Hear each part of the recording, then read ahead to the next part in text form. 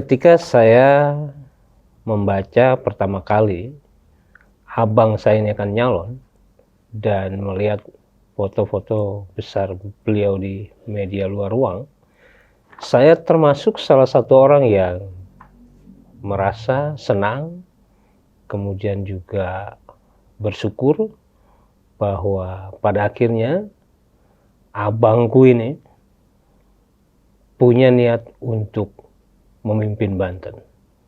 Dan insya Allah kita sudah bersama dengan Bang Andra. Apa kabar Bang? Alhamdulillah baik Bang. Dan itu jujur Bang, saya termasuk salah satu orang yang bersuka cita melihat penampilan Abang untuk segera masuk dalam kontestasi. Nah Bang, rencananya di posisi calon gubernur atau wakil gubernur? Ya alhamdulillah ya, saya baru saja menyelesaikan tugas sebagai ketua DPD ketua DPD Partai Gerindra ya, dalam rangka Pilpres dan Pileg 2024 14 Februari yang lalu. Alhamdulillah yang diperjuangkan oleh kita semua, oleh kader Gerindra dan tentu oleh rekan-rekan koalisi adalah memperjuangkan Pak Prabowo untuk menjadi presiden. Dan itu berhasil. Dan pilegnya alhamdulillah juga saya ya kalau kata orang itu lepas dari kutukan ya. Ketua DPRD tidak terpilih kembali dan alhamdulillah saya terpilih kembali. Dan ada penambahan suara lah ya daripada perolehan sebelumnya. Berapa kursi Bang di Banten? Nah, kami turun kursinya. Ya, 14 kursi sama dengan perolehan Golkar dan perolehan PDIP. Nah, kemudian tugas itu sudah selesai, tentu sebagai pengurus partai politik atau pimpinan partai politik di Provinsi Banten, setiap kontestasi politik, ya memang partai politik merupakan tempat ya, menempa, membentuk, dan mendidik para calon-calon pemimpin gitu. Dalam hal ini adalah calon kepala daerah. Dan saya ya harus memberanikan diri untuk tampil dalam rangka berpartisipasi dalam kontestasi pilkada. Nah tampil pun tentu saya berkoordinasi dengan pimpinan saya di partai politik, dalam hal ini pimpinan DPP, bahwa saya mendapat restu untuk untuk berupaya ke arah sana. Tapi ini kan masih panjang perjalanannya. Ya, saya mohon doanya, saya mohon agar semuanya berjalan dan pada akhirnya nanti mudah-mudahan nama saya ada di kertas suara di pilkada yang akan datang. Belum dijawab nih Bang. Kenapa? Sebagai calon gubernur atau wakil gubernur? Saya sebagai pimpinan partai politik hari ini saya mendeklarasikan diri melalui alat sosialisasi saya sebagai calon gubernur. Calon gubernur. Calon gubernur dari partai pemenang Pilpres. Peluangnya besar Bang. Amin, mudah-mudahan. Mudah-mudahan. Nah, partai mana yang kira-kira bisa berkoalisi Bang? Rasanya kalau ikut pusat, berpasangan dengan Golkar nih. Ya, kalau bicara tentang koalisi ini kan nggak bisa serta-merta. Kita menghormati kedaulatan masing-masing partai, namun komunikasi kan sudah terjalin, khususnya dengan partai-partai yang sama-sama berkoalisi dalam kontestasi Pilpres kemarin. Artinya cair gitu ya komunikasinya, dan semua juga memiliki calon untuk kepala daerah di Provinsi Banten. Nah, komunikasi tentu kami lakukan, diskusi-diskusi tentu kami lakukan, dan apa yang kami diskusikan, apa yang kami komunikasikan tentu kami harus melaporkan kepada pimpinan kami di pusat. Nah ini Bang, apa yang kira-kira membuat Abang pantas untuk memimpin Banten? Pantas atau tidaknya kembali kepada penilaian masyarakat. Tapi sebagai pimpinan partai, saya harus berani. Ya, karena memang saya menjadi anggota partai politik dan kemudian berani mencalonkan diri sebagai anggota legislatif, dan saya 3 kali mencalonkan anggota sebagai anggota legislatif. Artinya sebagai bagian dari proses kaderisasi, saya tidak boleh berhenti di situ. Ya kan, dan ini bukan sekedar ambisi, tapi lebih saya melihat bahwa partai politik merupakan tempatnya gitu, atau partai politik adalah lembaganya yang dapat mengusulkan, dapat mengusung calon kepala daerah. Sehingga saya pikir sebagai ketua partai, saya harus menunjukkan kepada kader-kader saya bahwa tujuan kita berpolitik adalah seperti yang dicontohkan oleh Pak Prabowo. Pak Prabowo 3 kali ikut kontestasi Pilpres. Pertama sebagai wakil, kedua sebagai calon presiden, dan ketiga sebagai calon presiden. Dan itu sekarang belum berhasil, dan kemudian terus mencalonkan diri. Bahkan ada yang nyinyir mengatakan udah kalah kenapa maju terus, karena ada tujuan dia berpartai adalah ke arah sana. Artinya abang akan ngikuti. Ya, saya memang kadernya. Kalau kontestasi ini abang nggak dapat, akan ikut lagi nih. Saya tidak bilang seperti itu. Artinya hari ini tahapannya saya tempuh. Ya, pertanyaan tadi, Bang Ihsan mau nomor 1 atau nomor 2? Saya kan nggak bisa jawab hari ini. Yang jelas tujuan saya adalah ingin menjadi kepala daerah di Provinsi Banten. Dan kemudian karena calon kepala daerah itu harus diusung oleh partai politik atau gabungan partai politik sesuai dengan peraturannya, persyaratannya, ya tentu komunikasi harus dibangun. Karena tidak ada satupun partai politik di Provinsi Banten ini memiliki golden ticket, bisa mengusung sendiri. Ya, sehingga kita harus membangun komunikasi. Bahwa kemudian apakah nanti sama dengan yang di pusat kemudian turun sampai ke daerah, lagi-lagi saya sampaikan kita menghormati kedaulatan semua partai. Namun di sini juga kita punya kesempatan untuk membangun komunikasi dengan kawan-kawan yang kemarin sama-sama berjuang di Pilpres. Ya, kenapa? Nah, gambarannya dapat koalisi partai mana aja, Bang? Belum bisa terjawab hari ini ya. Belum bisa terjawab hari ini karena kan sekarang baru tahapan pendaftaran. Bahkan saya sendiri mengatakan saya tidak mendaftar di tempat lain. Ya. Saya membawa partai saya. Ya, kemudian saya membangun komunikasi. Peluang-peluang yang besar kira-kira dari partai mana? Semua masih cair. Semua masih cair. Masih cair. Kalau lihat pusat kan berarti abang dengan Golkar nih peluang besarnya kira-kira. Ya harapan kita Golkar, Demokrat, PAN, ya itu bisa sama-sama, PSI itu bisa sama-sama. Karena pimpinan kita di pusat pun kan saat ini lagi intensnya membangun komunikasi dalam rangka ya tahap selanjutnya dalam peralihan kepemimpinan nasional ke depan. Mudah-mudahan Bu Airin mau jadi wakil abang. Ya kita lihat aja nanti. Kan jelas Bu Airin kan dapat tugas sebagai calon gubernur. Saya juga dapat tugas sebagai calon gubernur. Pak Rano dapat tugas sebagai calon gubernur. Saya nggak tahu kalau Pak WH ya. Tapi kalau Pak Arief juga dapat tugas sebagai calon gubernur. Semua kan calon gubernur. Sedangkan gubernur nanti kan cuma 1. Iya. Nah, Bang, seberat apa kompetisi yang akan berjalan ke depan? Saya belum pernah. Dari gambaran Bang, saya belum pernah mengikuti kontestasi Pilgub. Kalau dari calon-calon yang abang sebutkan, mana saya kira-kira belum pernah yang juga berhadapan dengan mereka. Dan itu adalah keuntungannya, karena saya belum pernah. Saya hanya melihat bahwa niatan saya adalah menjadi bagian dari proses pembentukan atau kepemimpinan di Provinsi Banten. Kalau dari 8 kabupaten kota kemarin, Bang, suara Gerindra ada di mana saja, Bang? Rata atau paling besar di? Kami mengalami penurunan ya kalau bicara tentang pileg. Ya, tapi kami mengalami keberhasilan di Pilpres. Pilkada, pileg, Pilpres sesuatu yang berbeda. Ya kan? Dan kemudian ya tentu juga pasti berbeda. Tapi modal dasar kami punya 55 anggota DPRD terpilih.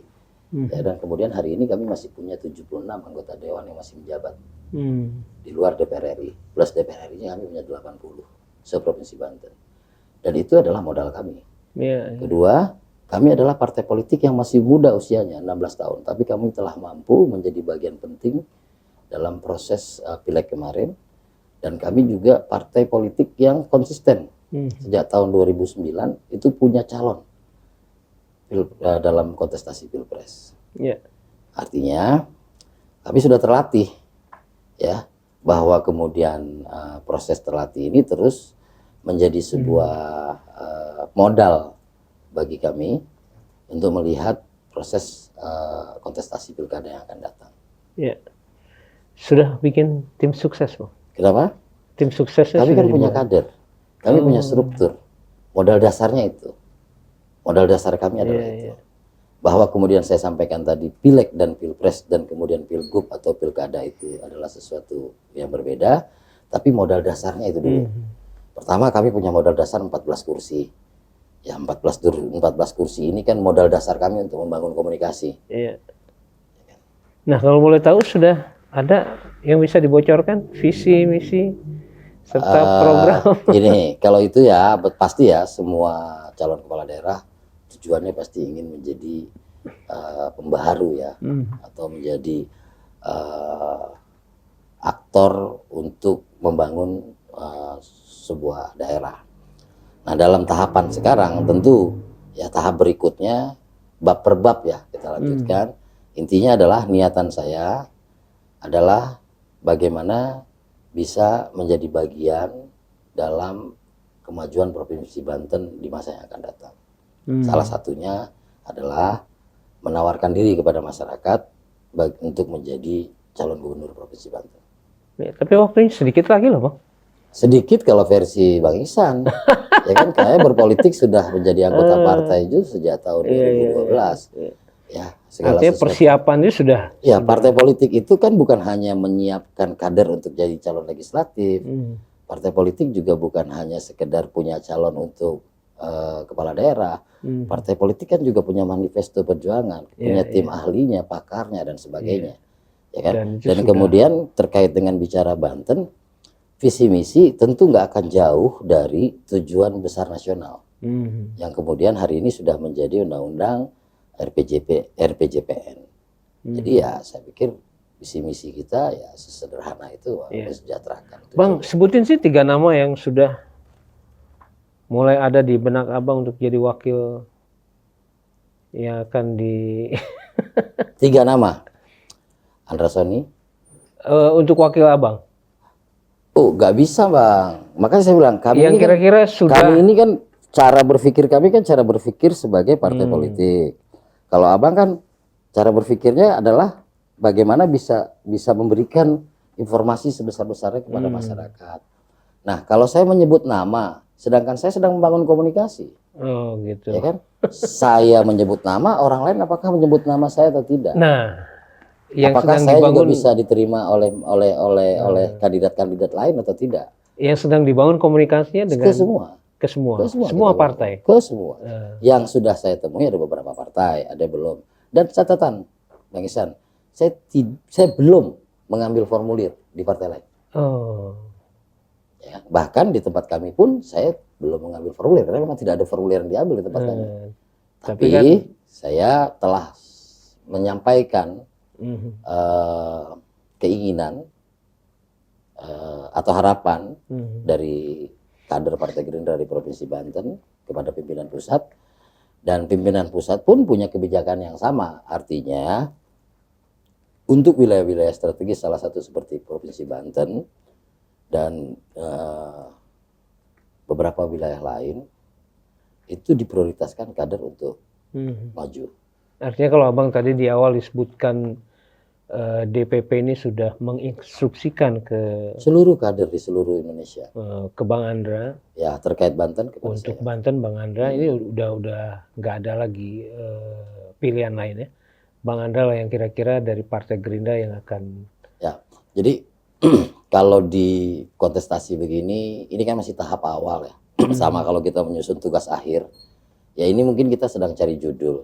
Habis itu kita baru bicara tentang latar belakang. Habis itu kita baru bicara teorinya. Habis itu kita baru bicara metodologinya. Panjang lah Bang Ihsan. Jadi kalau pertanyaannya langsung ke bab 4 saya repot juga ngejawabnya gitu. Ya kan? Saya juga penasaran Bang. Nah, pasti saya aja penasaran kok. Ya kan, jangan kan Bang Ihsan, saya aja penasaran kira-kira dengan siapa saya kan gitu. Bang Anda ditugaskan untuk menjadi calon gubernur di provinsi. Kan juga ini sudah beredar nih. Kalau kemudian di Kota Serang Pak Budi Rustandi ya. Kalau di kabupaten Bang? Di Cilegon ya. Di Cilegon itu kami Heldi Agustian. Oh, tetap Pak ya. Kalau di Kabupaten Serang jujur ya belum muncul nih. Makanya ada 3 tuh arahannya. Pertama adalah mengupayakan atau mengutamakan kader untuk nomor satu. Kedua, ya bila mana ini ya situasi politiknya atau realita politiknya harus nomor dua, ya kita juga harus siap nomor dua. Terus kemudian dua kader ini kemudian kita tidak punya, ya kita membuka diri juga untuk berkomunikasi dalam rangka itu, dan itu pernah kita lakukan. Iya, jadi kalau di kabupaten belum ada nama. Belum ada. Belum ada. Kabupaten Lebak, Pandeglang? Kabupaten Lebak ada, Pandeglang ada. Siapa bang? Ya belum saya bisa buka, ya kan? Karena masih berproses. Gitu bang. Karena kalau ketua DPD inisial yang apa-apa. Kalau ketua DPD yang bicara nanti kan saya kan harus dalam prosesnya belum ditempuh. Ya nanti kan kesulitan kader jadi berubah. Gitu ya. Gitu. Jadi ada beberapa yang bisa saya jawab Bang Ihsan. Laki-laki, perempuan? Kenapa? Yang laki-laki. Pasti itu antara laki-laki dan perempuan. Yang jelas kader partai ya. Yang jelas kader partai. Ya. Domisili Bang Ihsan, pasti. kita ini berpartai. Selama ini itu terlatih untuk ikut pilpres. Ya kan? Iya. Terus selalu dengan senang hati, dengan percaya diri maju pileg. Iya. Ya kan?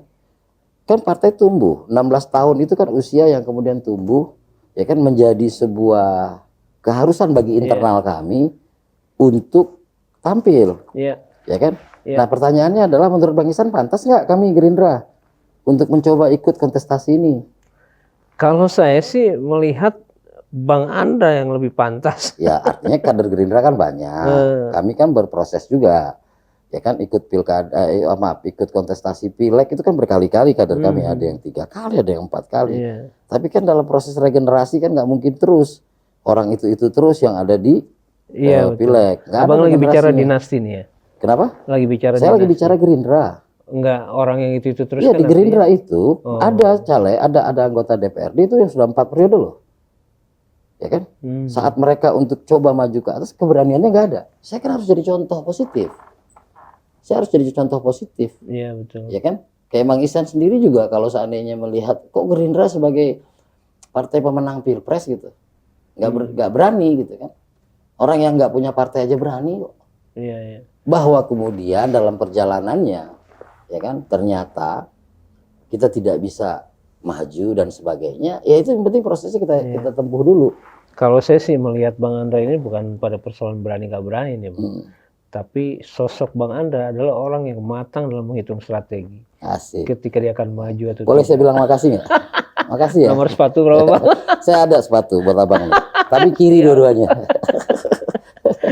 Ya insya Allah lah. Yang jelas begini Bang Ihsan, ngapain saya masuk partai politik kalau saya nggak berani mencoba itu, ya kan? Kemudian dalam proses saya berpartai politik, saya ikut menjadi anggota DPRD, kemudian saya menjadi ketua DPRD. Artinya ada proses pembelajaran, ada sebuah perjalanan yang saya lakukan, yang kemudian tentu isi kepala saya bertambah, wawasan saya bertambah tentang pemerintahan, ya kan? Dan kemudian apakah itu sudah cukup? Tidak, ya kan? Ini pilkada.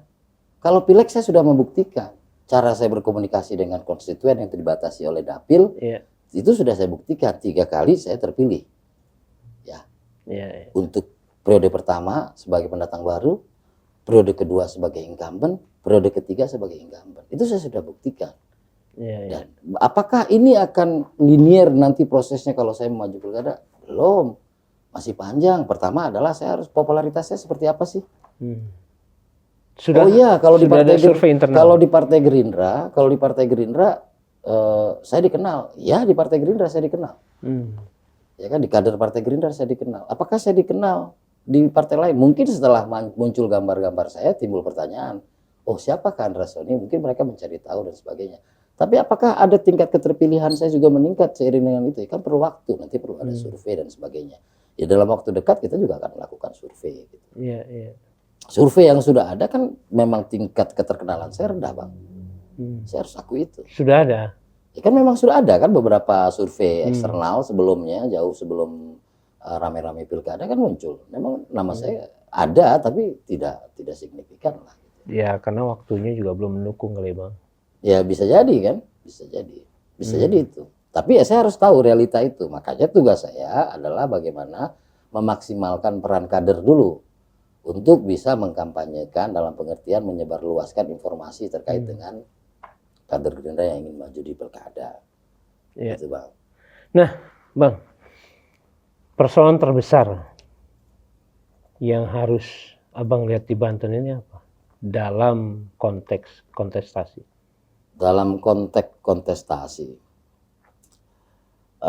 ini pengalaman saya di pilkada paling tinggi itu adalah menjadi ketua tim pemenangan waktu pilkada Tangsel tahun 2020, di mana pada tahun itu kami kalah. Dimana, artinya apa, Bang? Artinya apa? Sebentar, kami kalah dan prosesnya dalam perjalanan itu kita punya harapan dan punya hasil survei yang bagus, ya kan? Namun ada beberapa hal yang rupanya komponen-komponen pemenangan yang luput dari hitungan kita, yang saya tidak bisa sampaikan, ya kan? Sehingga ini menjadi pembelajaran bahwa terkait dengan pilkada banyak sekali variannya, banyak sekali komponennya. Selain koalisi, selain berpasangan dengan siapa, selain trennya hari itu apa, dan sebagainya. Dan tentu juga pembiayaan. Pembiayaan. Apalagi ini pilkada serentak. Belum ada satupun kandidat yang pernah dalam situasi yang sama, yaitu serentak.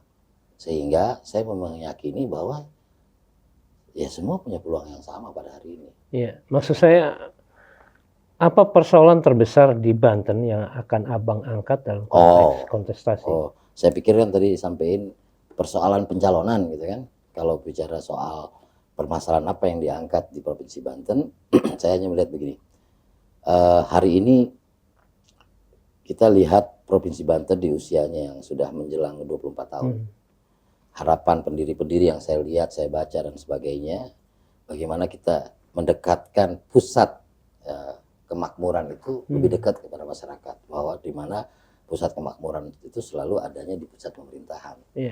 Nah, dalam perjalanannya rupanya belum sesuai dengan target, belum sesuai dengan cita-cita, di mana sampai dengan hari ini posisi Banten yang merupakan daerah ke-6 terbesar ya dari jumlah penduduk, dan kemudian APBD juga ke-6 terbesar dari sisi APBD-nya, namun belum bisa mencapai target-target yang diharapkan dengan terpisahnya dari Provinsi Jawa Barat. Infrastruktur katakan kita belum maksimal di semua target, Bang. Ya, kemudian juga terkait dengan kemiskinan. Kita tidak bisa menutup mata bahwa ya kita masih menemukan orang miskin. Abang melihat perjalanan pemerintahan sekarang gagal, Bang? Saya bilang pemerintahan sejak 2000, tahun 2000. Nggak bisa kita menyalahkan pemimpin yang hari ini saja. Ya karena kan kepemimpinan itu kan berkelanjutan. Ya apalagi kita pemerintah daerah, pemerintah Provinsi Banten adalah perwakilan pemerintah pusat di daerah. Jadi kalau seandainya kita lihat perlahan-perlahan, jujur harus kita akui bahwa ada pertumbuhannya, ada perbaikannya, tapi kan belum yang dalam posisi ideal. Ya, kalau kita langsung menjudgment bahwa gagal semua, emangnya kita bisa berhasil? Nah ini yang saya suka dari Bang Andra, sahabat, begitu wise dalam menilai. Enggak, bukan wise. Tapi Bang, sebenarnya saya ada info yang harus Abang klarifikasi. Ini kan saya serap dari publik ya. Sekarang lagi rame isu pengangkatan PJ Gubernur untuk yang ketiga. Dan ketika Abang mengusung satu nama yang sekarang, kami DPRD. mengusung DPRD. Nah, Abang sebagai selaku ketua, itu katanya ada pembicaraan bahwa PJ yang sekarang akan jadi wakil gubernur. Ada pembicaraan? Pak A akan jadi calon wakil gubernur dari Gerindra. Partainya apa? Ya, karena kalau partai sekarang masih pada cair, Bang, ya, bisa coba cek aja dulu kira-kira Pak Al pakai partai apa. Oh gitu. Dan isu itu benar nggak, Bang? Ya enggak lah. Ya kan tadi kan saya bilang proses masih cair. Ya kan, Pak Al Muktabar ini kan punya tugas. untuk menyelesaikan tugasnya sebagai penjabat gubernur sampai dengan tanggal 12 Mei 2024. Iya, iya. Tugasnya bukan diberikan oleh saya atau oleh ketua DPRD atau DPRD, tapi tugasnya diberikan oleh presiden. Selesaikan aja itu dulu. Itu pertama. Kedua, bila mana presiden memperpanjang dan sesuai dengan peraturan perundang-undangan, ya kerjakan tugasnya. Selesai bagi saya sih sebenarnya kaitan dengan itu. Iya, iya, iya. Karena Tapi kan, abang melihat persoalan apa namanya SK PJ Gub ini berlandaskan dari gini, tebak-tebakan kita selama ini kan salah terus ya terkait dengan PJ Gubernur. Bang Ihsan ada yang benar nggak tebakannya? Salah juga Bang Ihsan. Benar nggak? Saya juga salah. gitu. Periode yang lalu saya tidak mengusulkan Al-Muktabar. Oh, gitu. Saya mengusulkan nama yang lain. Oh. Ya, saya kasih bocoran aja. Saya mengusulkan nama yang lain. Ada beberapa mengusulkan nama yang lain. Bahkan konon ceritanya bawa nama Al-Muktabar. Tapi banyak yang nebak, banyak yang nebak. Iya, banyak yang nebak, tapi kan banyak kan salahnya gitu loh. Gitu ya, Dan Bang? inilah enaknya atau bagusnya alam demokrasi di kita gitu ya. Nggak tabu lagi ngebahas begini kan. Iya, iya. Nggak tabu lagi. Cuma dia salah terus nih. Kali-kali mudah-mudahan benar gitu loh. Nah sekarang tebakan Bang Ihsan. Kira-kira diperpanjang nggak Pak Presiden? Ya kan? Kira-kira diperpanjang nggak? Atau tadi pertanyaan, kenapa sih Pak diusulin? Saya bingung Pak. Selain Pak Al-Muktabar, pejabat eselon 1 yang saya tahu. Bukan saya dekat ya. Atau kalau dibilang saya dekat ya, saya dekat sama Al-Muktabar. Sejak dia menjadi sekda, saya bekerja sama sebagai bagian dari unsur pemerintahan. Yang lain saya nggak kenal. CV-nya pernah, tapi saya nggak pernah ngobrol. Tiba-tiba saya nggak pernah ngobrol, saya nggak tahu bagaimana. Tiba-tiba saya harus usulkan. Saya kan harus bertanggung jawab juga atas usulannya. Masukan sudah pernah kita terima. Oh, CV yang lain banyak yang Iya, masuk. CV yang lain masih, tapi nggak pernah kita ini diskusi gimana? Ya kan? Iya, iya. Jadi abang pokoknya kenal aja. Bang. Bukan pokoknya saya kenal. Syaratnya kan eselon 1. Kalau kenal, kalau seandainya boleh ngusulin Pak Ihsan gitu, saya usulin Pak Ihsan. Ya kan? Bapak kan PNS, tapi kan belum sampai ke tahap Nomor sana. satu berapa? Nomor 41 ke sebelah kanan, sebelah kiri nomor 42. Gitu Bang. Jadi maksud saya dasarnya, pertimbangannya atau prosesnya lah ya. Ya, saya sudah sampaikan juga bahwa kami menerima surat sama seperti tahun 2023. Kami menerima surat dan surat itu kemudian kami respon dengan melakukan rapat pimpinan. Rapat pimpinan kemudian mengusulkan melalui proses diskusi dan sebagainya. Panjang kalau kita bisa ceritakan, tapi intinya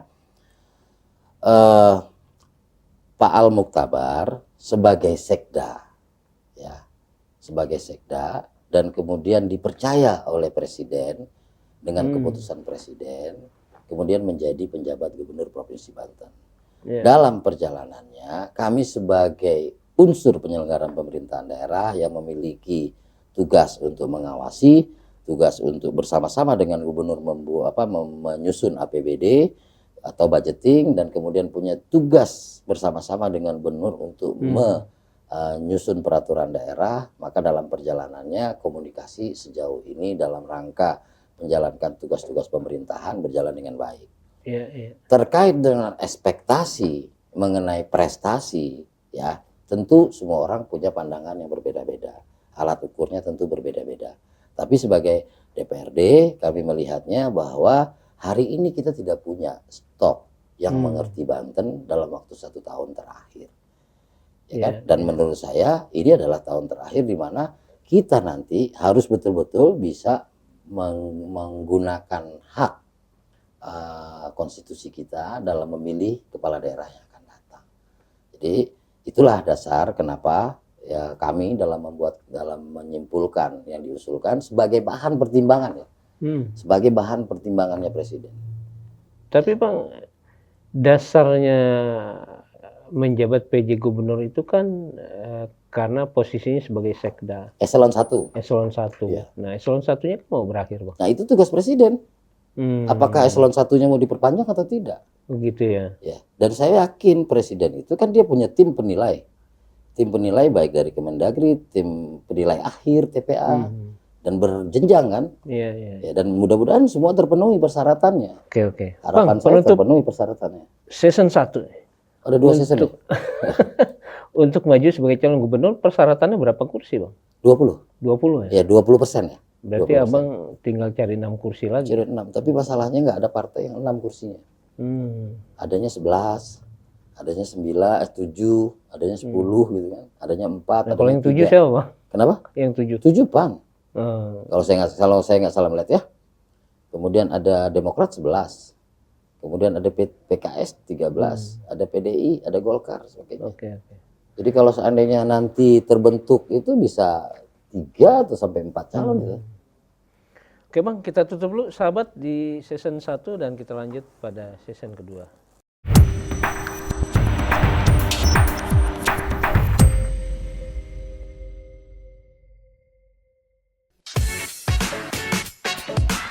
Masih di Voice On Air dan tentunya masih bersama gue Eka Arfiana Rahmawati.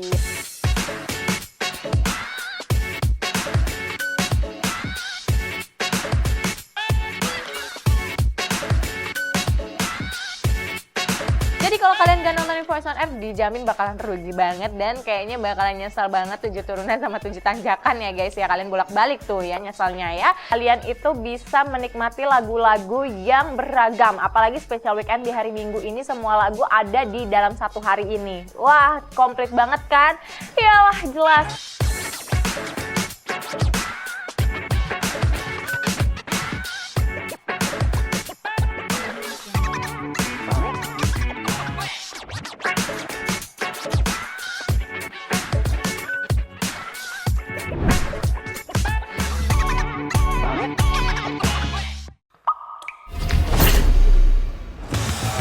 Cross takes a nick all the way through and back from whence it came.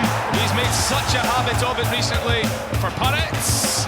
Oh, incredible! As Minty heads into the box. When the overlap, might not need it. He just loves the Rotterdam derby.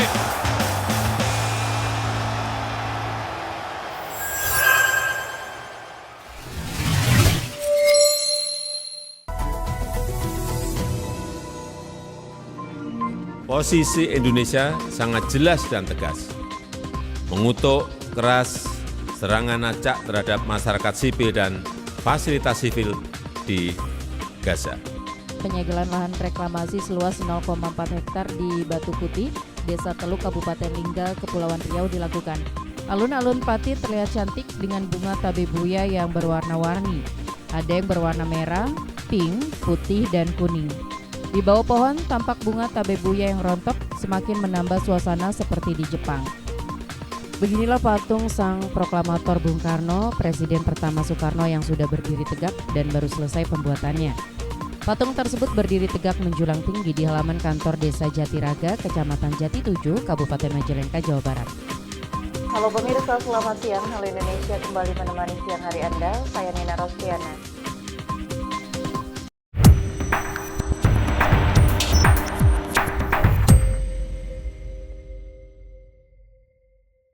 Kita kembali ke Bang Andra Soni, satu sosok yang walaupun tidak saya kenal secara intens, tapi setiap pertemuan dengan Bang Andra, saya selalu punya memori yang spesial. Nah, kita lanjut, Bang. Iya, Bang Ihsan, saya bongong-bongong sampai nggak lihat kamera. Lihat Bang Ihsan. Target suara untuk memenangkan kontestasi di Pilgub Banten berapa, Bang? Kan masih panjang ya Bang Ihsan. Kandidatnya ada berapa? Siapa aja kandidatnya? Partai berbasis partai mana? Ketokohannya, popularitasnya. Masih banyak Bang Ihsan. Masih panjang ya, menurut saya masih panjang. Namun kalau lihat DPT, Ya. DPT Pilpres itu kan hampir 8 juta. Hampir 8 juta. Dan Pilgub itu kan nggak ada putaran kedua. Ya. Jadi tidak ada persyaratan 50% plus 1. Ya sebanyak-banyaknya aja dari semua kontestan kan. Jadi itu belum bisa dijawab hari ini. Ya. Saya pikir ahlinya pilkada pun belum bisa jawab. Ya. Ya kan? Pasti mah meraba-raba. Tapi serangan udara udah di mana-mana nih, Iya, Bang. pasti meraba-raba kan. Pasti Iya, Bang, ya? meraba-raba. Kenapa? Serangan udara udah di mana-mana ini. Serangan udara itu maksudnya gimana? Nggak, kalau bersosialisasi kan Pilpres kemarin kan mengajarkan kita ternyata medsos juga punya peranan. Kemudian juga pengalaman kemarin juga kan mengajarkan kita juga bahwa koalisi itu penting. Iya. Dengan siapa kita berkoalisi, sepenuh hati atau tidak, dan sebagainya. Terus kontestasi kemarin juga mengajarkan kita bahwa penentuan wakil itu ternyata menjadi kunci juga kan gitu. Iya. Ya. Nah, kontestasi kemarin juga, Bang, banyak yang kemudian menyuarakan tanpa saweran nggak akan menang, Bang. Kenapa? Tanpa saweran nggak akan menang. Kontestasi apa nih? Pileg kemarin. Ada saweran yang berupa serangan fajar, ya kan? Dan saya melihat memang kemarin sepertinya barbar sekali terkait dengan pileg. Tapi pilpres yang saya rasakan itu memang hati masyarakat. Iya, iya. Dan saya bisa menjawab itu karena saya 3 kali mendukung orang yang sama. Iya, saya juga mendukung Prabowo, Bang. Nah, ya udah, ya kan? Itu jawaban itu kan. Tapi kalau pileg memang saya rasakan luar biasa. Iya, iya, iya. Saya rasakan Nah, luar biasa. gambaran ini apakah akan terjadi dalam kontestasi di Pilgub Banten dan Abang juga Ini menarik mempersiapkan ya, biaya? menarik analisa saya bukan sebagai calon ya, tapi analisa saya sebagai pimpinan partai. Bahwa belum ada yang punya pengalaman terkait dengan pilkada serentak. Tapi orang sudah punya pengalaman pilpres dan pileg serentak. Dilaksanakan pada hari yang sama, masa kampanyenya sama, dan bilik suara yang sama, jamnya sama. Dan kita sudah merasakan itu beberapa kali. Ya, khususnya 2014 dan mulai dari 2014. Iya. 2019 ya, yang serentak bersamaan. Nah, pilkada ini juga begitu, 9 kabupaten kota, Pak. Nggak mungkin satu partai semuanya mengusung. Iya. Kadernya di semua lapisan. Kan pasti harus berkoalisi. Ya kan? Kemudian harus realistis.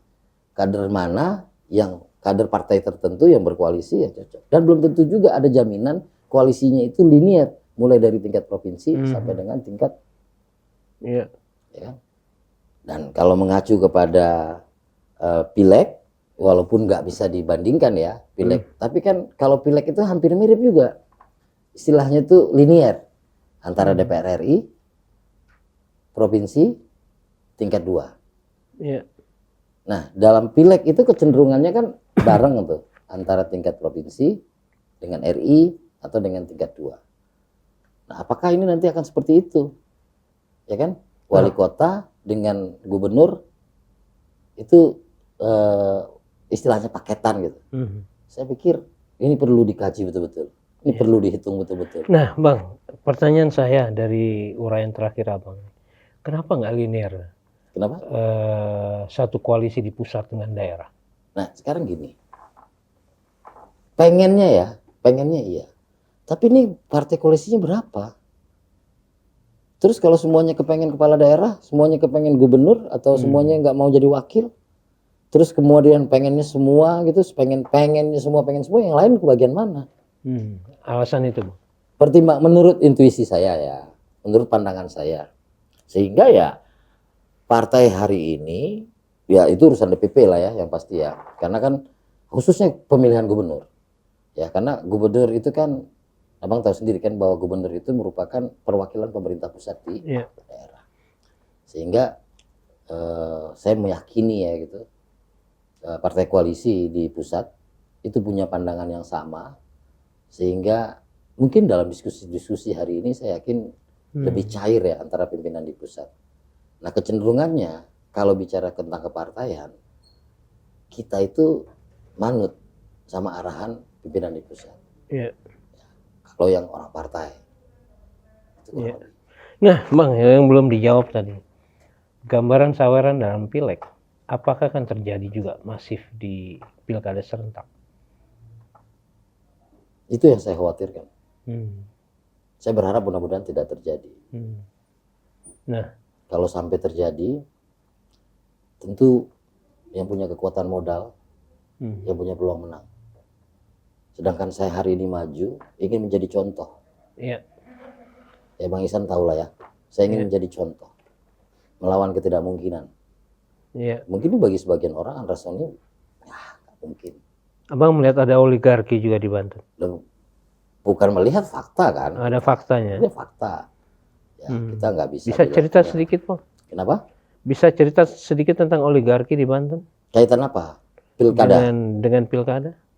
Ya pasti punya kepentingan ya, punya kepentingan. Dan saya malah mau nanya ke Bang Ihsan, di daerah mana yang nggak ada kepentingan oligarki? Berarti abang pindah posisi dulu, saya di situ. Boleh nggak apa-apa. Maksud saya, ini kan sebagai bagian dari pembelajaran Bang. kita juga, ya Iya, kan? iya. Artinya jawaban dari mulut saya bukan sebuah justifikasi, Mhm. ya kan? Kita sama-sama tahu, Iya. ya karena kita sama-sama tahu, justru diskusi kita saya mengajak, gitu kan? Gimana? Ya kalau seandainya Saya juga langsung, melihat fakta yang sama tentang oligarki itu. tuh, Dan kenapa saya merasa bersyukur abang mau maju kan? tinggal Insya Allah lanjutin. saya tahu gimana pemikiran dan idealisme Bang Andra, gitu. Jadi ada semacam apa ya? Kalau saya mau istirahat, kalau orang bercanda gitu. Saya ini badan kecil, baju kegedean kalau pengen nyagup, Hmm. ya kan? Tapi proses hidup saya kan panjang. Ya. Saya jadi ketua DPRD nggak pernah saya sangka juga. Dan berbasisnya bukan ambisi. Saya Iya. jadi anggota DPRD juga bukan berbasis ambisi. Bukan juga berbasis ekonomi, Iya. ya kan? Kalau bicara tentang pilkada, tentang pileg, saya kan udah sampaikan ke Bang Ihsan. Saya sudah menjalankannya 3 kali dan saya punya ukurannya. Hmm. Saya punya ukurannya. Nah, ukurannya itu tepat karena dibuktikan dengan saya terpilih 3 kali. Iya. Tapi bicara ke pilkada, saya belum punya nih ukurannya. Makanya timbul pertanyaan, apakah pilkada ini akan modelnya seperti pileg? Ya, pileg terakhir ya, Iya. ya kan? Di mana transaksionalnya luar biasa, Luar biasa. luar biasa. Bahkan itu juga menjadi satu permintaan yang datang dari masyarakat langsung. Ya itu fakta ya, itu fenomena yang ada itu ya seperti itu. Walaupun banyak juga anggota-anggota DPRD yang tanpa menggunakan itu. Hmm. Dia lebih mahal biaya sosialisasinya dibandingkan Iya. hari H. Dan saya juga percaya Bang, kontestan-kontestan muda yang terpilih juga pada akhirnya tersandra lewat pola transaksional tadi. Tapi ini kan cuma ceritanya, Iya, Bang. iya. Cuma cerita. Nah, saya ingin bertanya kembali ke Bang Andra. Kalau kita lanjutkan bicara persoalan oligarki di Banten, Bang Andra ingin menunjuk pengusaha lokal, pengusaha nasional, atau internasional yang masuk Kaitan apa? dengan oligarki? Ya kalau bicara tentang saya pengennya pengusaha nasional, Enggak, maksudnya ketika kita bicara oligarki nih Bang, ya. Abang menunjuk oligarki yang ada di Banten ini, Oh, itu adalah pengusaha. masih lokal ya, Banten masih lokal lah. Gambaran biaya atau kos politik, kita bicara kos politik Bang. Kos politik Pilgub itu di bayangan Abang berapa M? Abang mau tahu jawaban jujur nggak? Jujur? Tadi kan saya bilang 3 kali saya ikut pileg, saya sudah bisa mengukur. Pilkada saya belum pernah ikut, saya nggak tahu. Bang, kalau nggak tahu kenapa ikut? Saya punya partai, Bang. Kalau pileg berapa Bang? Kalau pileg kan variatif ya, kayak saya contohnya. Saya paling mahal kemarin. Berapa Bang? Ya pokoknya lebih mahal kemarin. Dan saya lebih besar di sosialisasi, Bang. Ujungnya pasti M. Saya punya ambulan, ya kan?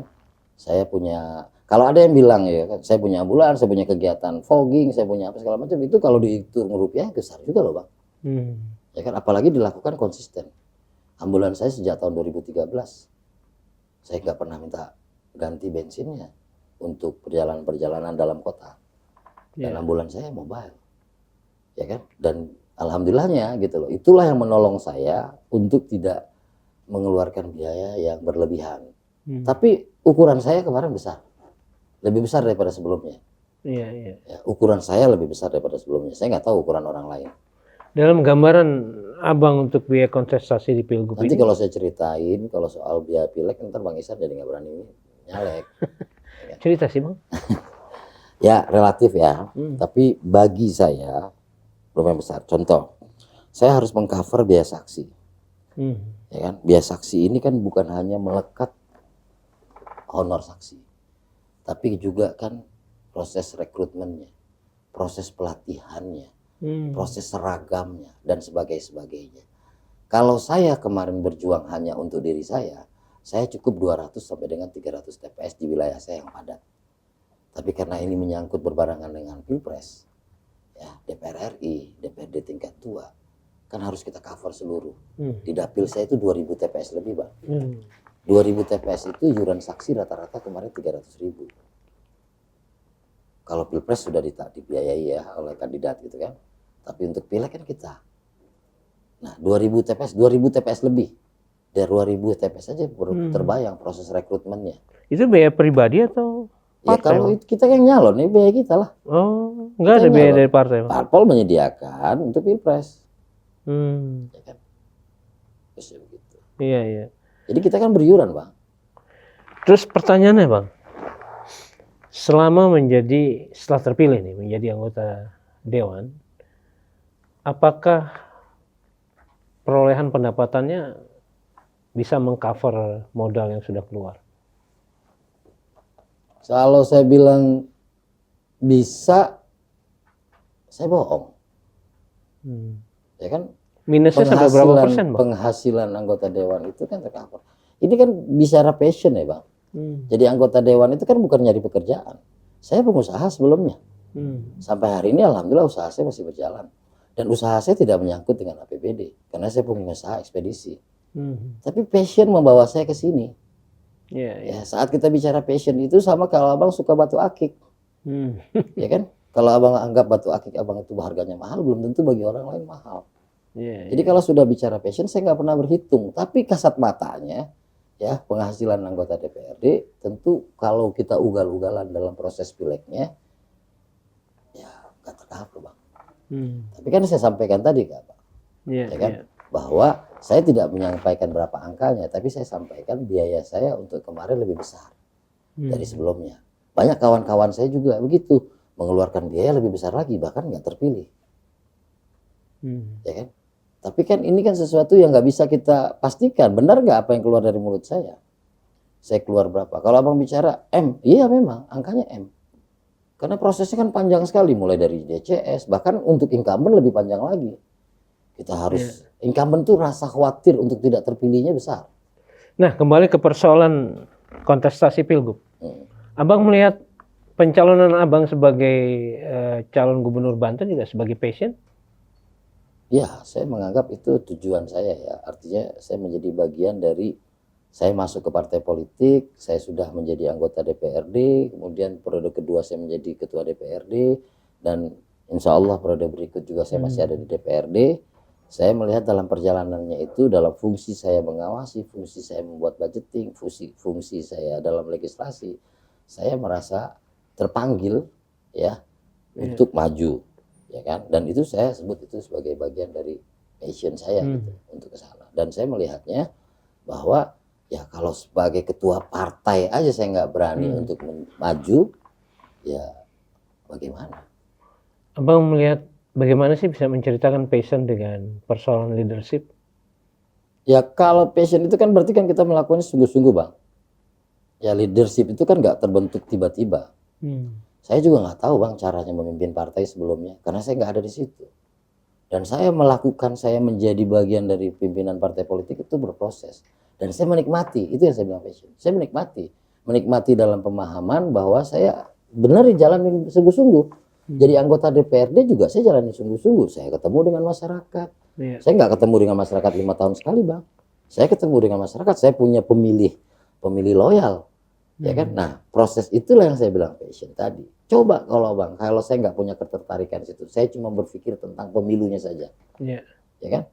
Saya berpikir sederhana atau saya berpikir pragmatis saja, bahwa di ujung saya keluar duit kemudian saya terpilih. Gak jaminan, Bang. Makanya saya merasakan itu, saya menikmati itu saat saya punya ambulan saya dipakai oleh masyarakat. Saat saya lagi duduk tiba-tiba telepon saya bunyi atau ada pesan masuk, Pak minta tolong, keluarga saya sekarang sedang di IGD, ya kan? Terus belum bisa mendapatkan ruangan, ya kan? Kalau saya nggak punya passionnya ke sana, Iya, iya. saya nggak akan telepon-telepon teman-teman saya untuk tolong dong advokasi mereka supaya bisa dapat ruangannya. Iya.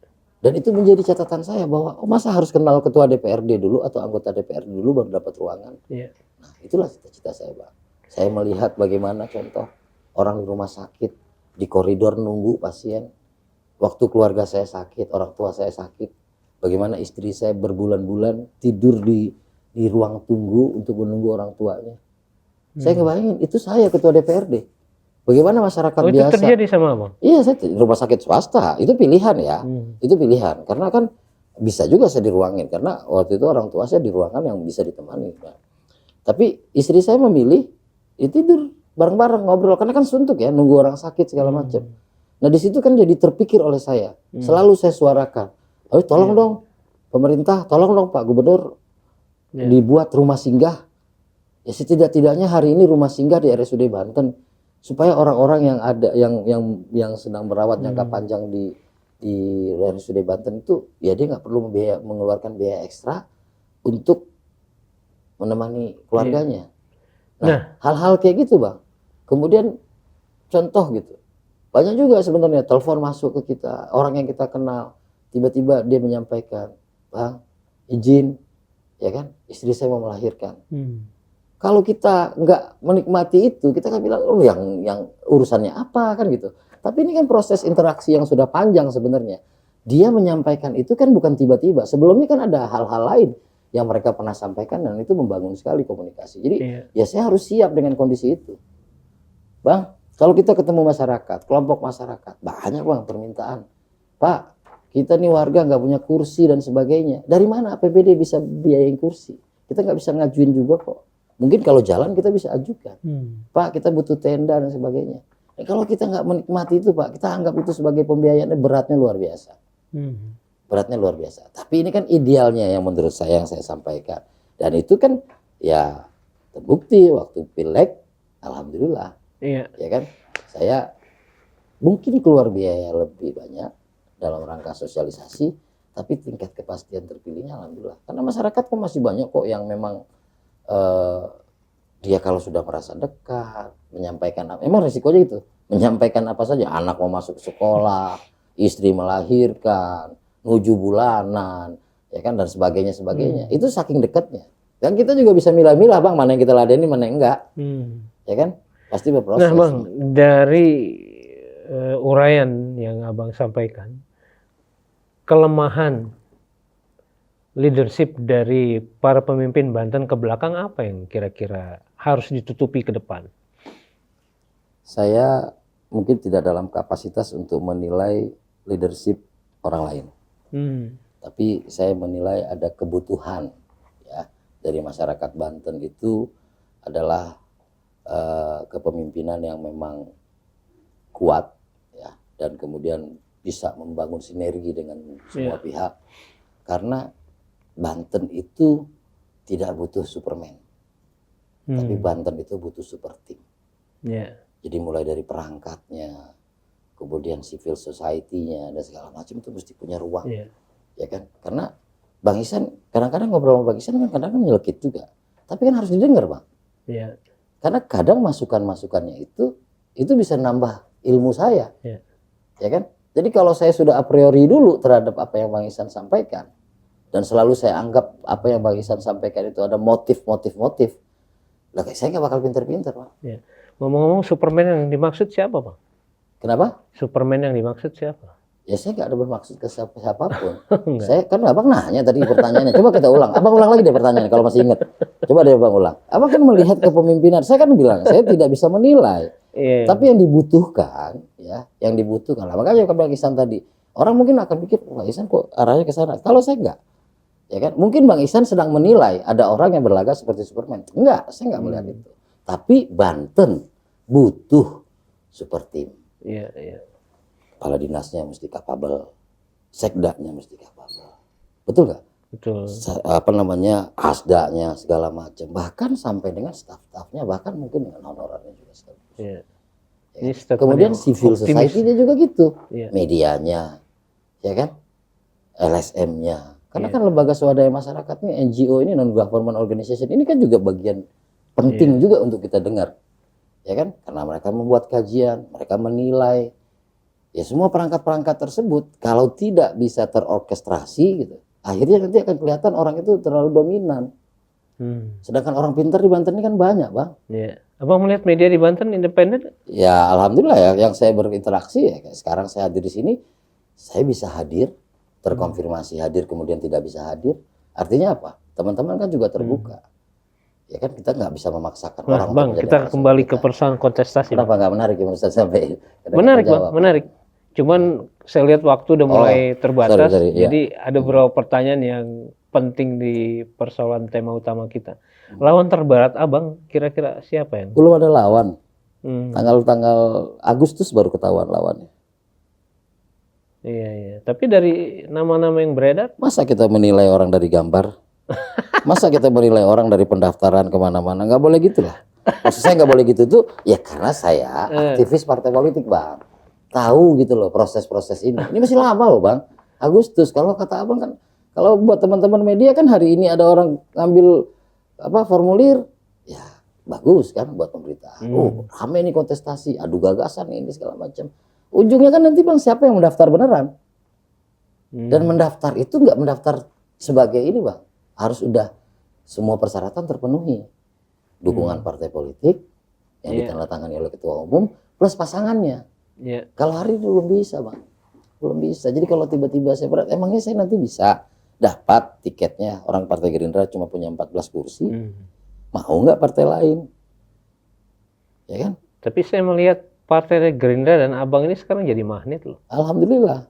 Mudah-mudahan itu dilihat oleh partai lain juga. Ya kan? Kan sudut pandangnya kadang-kadang beda-beda, Bang. Iya. Sudut pandang partai politik, sudut pandang Abang sebagai media atau sebagai pengamat, ya kan, atau sebagai kita sebagai masyarakat, sudut pandang saya aja bisa berbeda. Tapi ya saya berharap itu mudah-mudahan Gerindra dianggap sebagai salah satu titik temu lah gitu.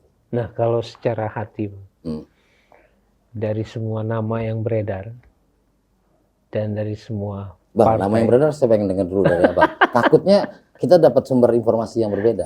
Nama yang beredar sama apa aja? seperti yang Abang sebut di awal. Siapa? Ada Airin, Ya. ada Dimyati, Oke. ada siapa? Pak WH, Pak WH, kemudian Rano Karno, Rano Karno, Ade Sumardi, ada Sumardi, ada Pak Al Bu Mukhtabar, ada Bu Iti. Pak Al Mukhtabar saya belum lihat dia Oh, ngambil belum formulir di mana-mana. Ya, enggak kan? Atau saya belum lihat dia punya partai apa enggak? Masih ASN kan? Jangan-jangan tidak terlihatnya senyap nih, Bang. Ya, saya kalau Pak Al Mukhtabar dalam kapasitas saya sebagai ketua DPRD, saya punya kewenangan untuk mengawasi kinerjanya.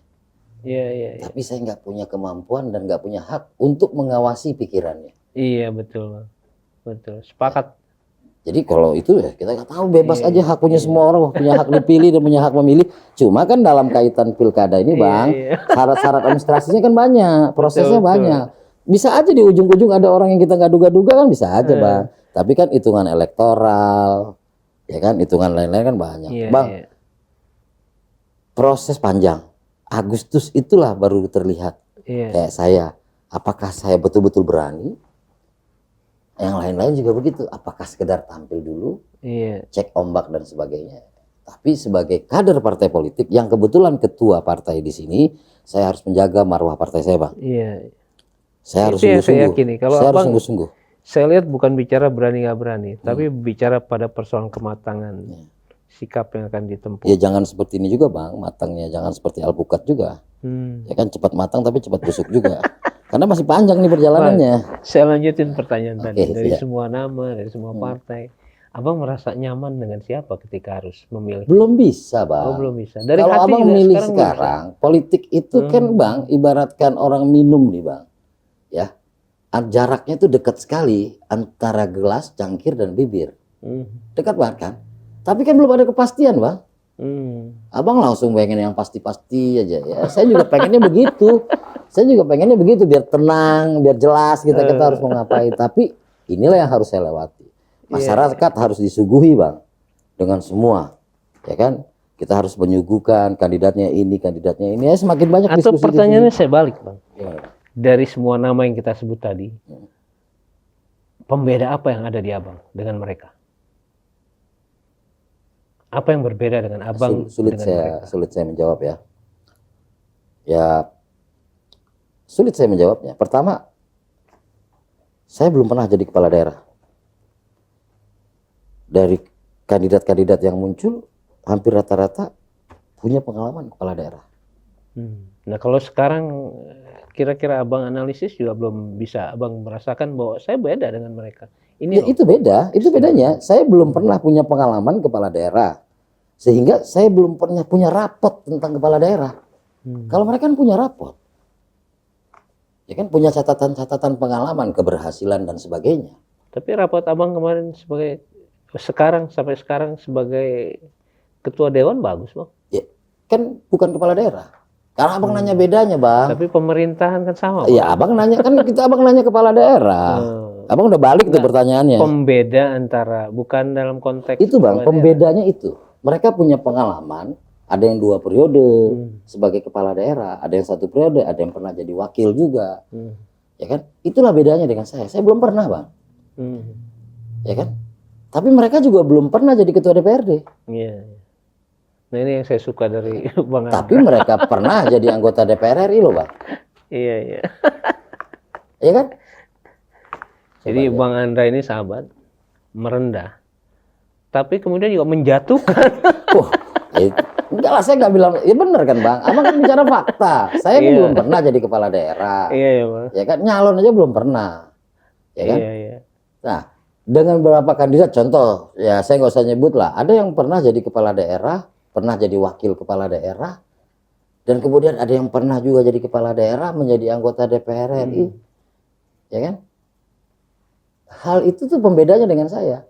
Ya. Mereka satu pun nggak ada yang pernah ya jadi anggota DPRD Provinsi Banten. Oke.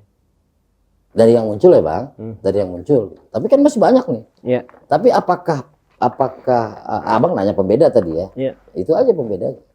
Nah, Bang, ketika Bang maju nanti, suara yang diharapkan besar dari Tangerang atau dari mana?